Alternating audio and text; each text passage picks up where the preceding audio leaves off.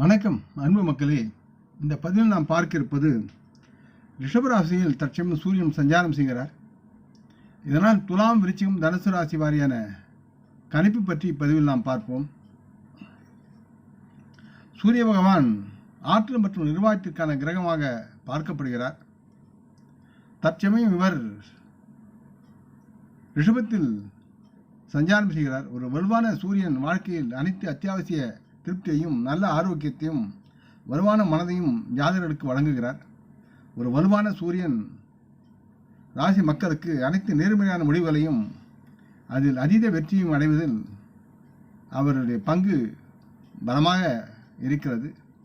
மேலும் இந்த ராசி மக்களுக்கு அவரின் முன்னேற்றம் குறித்து சரியான முடிவெடுக்க சூரிய பகவான் வழிகாட்டுகிறார். இந்த நேரத்தில் ரிஷபராசியில் சூரியன் சஞ்சாரம் துலாம், விருச்சிகம், தனுசு ஆகிய ராசி வாரியான கணிப்பு பற்றி இப்பதிவில் நாம் பார்க்கலாம்.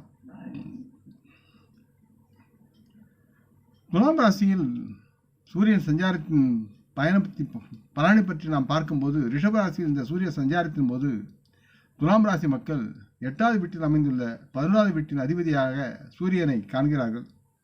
இதன் விளைவாக பரம்பரை மூலம் செல்வத்தை பெறுவதில் அதிக நாட்டம் இவர்களுக்கு இருக்கலாம். இருப்பினும் இவர்கள் செய்யும் வேலை தொடர்பான வேலைகளில் சுமூகமாக அதை நடத்துவதில் சவால்கள் ஏற்படும். இதனால் தொழில் முன்னணியில் சில போராட்டங்களுக்கும் சவால்களுக்கும் இவர்கள் சந்திக்க வேண்டிய சூழல் இருக்கிறது. எக்காலத்தில் இவர்கள் கவனத்துடன் எச்சரிக்கையாகவும் இருக்க வேண்டும். இல்லை என்றால் இந்த கவனக்குறைவு மற்றும் அலட்சியத்தால் பொருளாதார நிதி இழப்புகள் இவர்களுக்கு ஏற்படலாம். அதே நேரத்தில் நல்லிணக்கமின்மை காரணமாக வாழ்க்கை துணைகளுடன் உறவின் இயக்கவியலில் தேவையற்ற சச்சரவுகளும் கருத்து வேறுபாடுகளும் ஏற்படக்கூடிய சூழலும் இருக்கிறது. கூடுதலாக துலாம் ராசி மக்கள் உண்ணும் உணவின் காரணமாக தொண்டைவலி மற்றும் நெஞ்சக தொற்று போன்ற உடல்நல பிரச்சனைகளை இவர்கள் சந்திக்கலாம். இதற்கு காரணம் பலவீனமான நோய் எதிர்ப்பு சக்தி காரணமாக இது இருக்கிறது என்பதை உணர்ந்து உண்ணும் உணவில் அக்கறை கொண்டு செயல்பட வேண்டும்.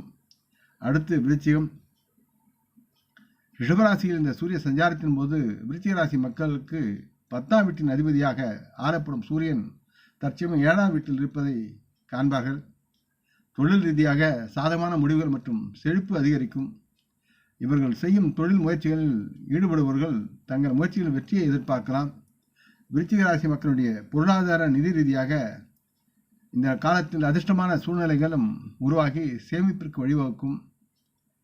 விருச்சிக ராசி மக்களுடைய உறவுகளின் விஷயங்களில் இவர்களின் வாழ்க்கை துணையுடன் நேர்மை மற்றும் பாசத்தில் ஒரு சாய்வும் உயர்வும் இருக்கும்.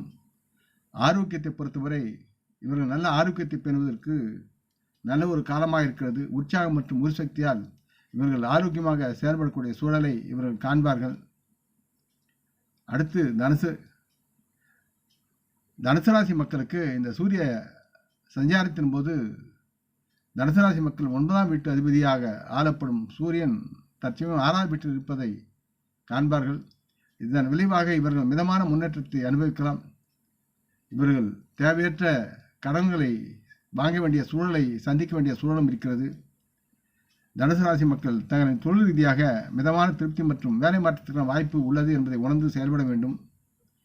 தனுசு ராசி மக்களுடைய வணிகத்துறையில் இவர்கள் போட்டியாளர்களிருந்து அதிக போட்டி சந்திக்கக்கூடிய இருக்கிறது. அது ஒரு சவாலாக இவர்களுக்கு இருக்கலாம். பொருளாதார நிதி ரீதியாக தனுசு ராசி மக்கள் மிதமான சேமிப்புகளில் அக்கறை காட்டலாம். அதே நேரத்தில் இவருடைய செலவுகளும் கட்டுக்கு அடங்காமல் மேலும் மேலும் அதிகரிக்கும். காரணம் தவறான புரிதல் மற்றும் அது சார்ந்த செயல்பாடுகள் காரணமாக உறவுகள் சிதைந்து விரும்பத்தகாத வாக்குவாதங்களுக்கு வழிவகுக்கும். ஆகவே குடும்பத்தில் பேசும்போது சற்று பண்பாகவும் அமைதியாகவும் பேசுவது நன்மையாக இருக்கும். வேகமான வார்த்தைகளை விட வேண்டாம். அதே நேரத்தில் தனுசு ராசி மக்களின் ஆரோக்கியத்தை பொறுத்தவரை இந்த காலகட்டத்தில் இவர்களுக்கு தொண்டை தொடர்பான நோய் தொற்றுகளும் நெஞ்சக தொற்றுகளும் ஏற்பட வாய்ப்பு அதிகமாக இருக்கிறது. ஆகவே இவர்கள் அதில் சற்று கவனமாக இருந்து மருத்துவரை அணுகி ஏற்கனவே எடுத்துக்கொண்டு வரும் மருந்துகளை தவறாமல் எடுத்து தேக நலனை பராமரிக்க வேண்டிய சூழல் இருக்கிறது. இந்த பதிவை நீங்கள் விரும்பி இருப்பீர்கள் என்று நம்புகிறேன். அப்படி இருந்தால் நீங்கள் இதை உங்கள் நலமறிமுறை பகிர்ந்து கொள்ள வேண்டும் என்று கேட்டுக்கொள்கிறேன். நாம் முன்னோர்களை மனமோந்து போற்றுவோம். இந்த பதிவை லைக் செய்து சப்ஸ்கிரைப் செய்து மற்றவருக்கும் பகிரும் அன்புகள் யாவரும் வளமுடன் நலமாக தேக திரகாத்திர ஆரோக்கியத்துடன் சகலவிதமான தன தானிய ஆபரான ஐஸ்வர்யம் பெற்று சர்வ காரிய ஜெயத்துடன் வாழ்வாங்க வாழ வேண்டும் என்று இறைவன் பாதம் பணிகிறேன். வணக்கம். நன்றி.